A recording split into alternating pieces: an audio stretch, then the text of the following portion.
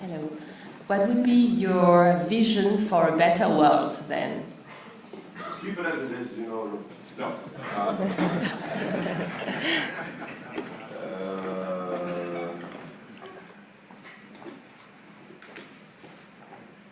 That's a very good question. I mean, here in Switzerland, keep it as it is. Sorry. We don't earn too much consulting money by saying that. Can you help us? No, you're fine. You know, they say, don't ask. Have you ever had a consultant like that? You know, like they say, don't ask a barber if you need a haircut.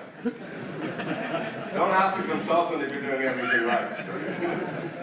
Don't ask a politician if there's anything that he can do for you.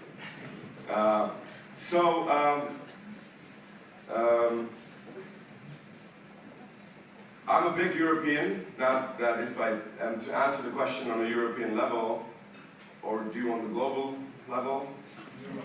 Europe, good. Thank you.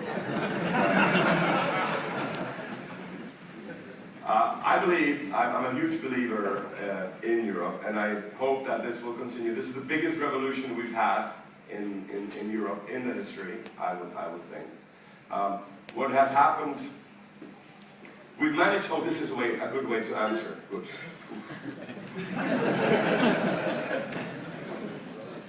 In the beginning, our forefathers, well, 2 generations ago, our forefathers, for some reason, fetishized the idea of geographical growth of a nation.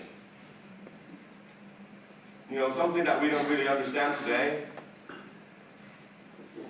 The founders of the European idea managed to swap the fetish of a national geographic growth for the fetish of national economic growth. And like today, it is laughable to us, the idea that we should go and get somebody else's land and territory. I mean, if I as a Czech would offer to Germans or to Slovaks or to Polish, take half of Czech Republic, they would, well, I don't know. We have enough of our own troubles. Keep it, you know. Nobody cares. You know, 2 generations ago, we would kill each other for that. Literally. Because we wanted more, you know, Lebensraum. Not that we were squeezed. But for some reason, it was a fetish of our fathers. Now we have the fetish of economic growth. We think we can't live without it. This is, by the way, a good definition of addiction. You think you can't live without it. Of course, absolutely, perfectly you can. So in the future, I think we will also get rid of the fetish of growth. And that we will come to a steady state where growth will no longer be important and economists will go where they belong, and that is in the cellars of maintenance. We will cease to be, now that the building is built, you no longer need an architect, you no longer need a preacher or a theologian to tell you what to do, but you just need the maintenance guys. This is what is so special about Europe. Now, also mark that we really have no role models. In the debate that we are debating here in Europe, we are not looking up to anybody because we can't. We are, in this, a cutting edge. And I always, when people are critical of the European Union, I say, okay, fine, which other model do you want? Do you want the Chinese model? Do you want the African model? Do you want to go back to nation states? Do you want the American model? This is a good model for Europeans. This is our dream, and the European dream is much more dreamlike than the American dream.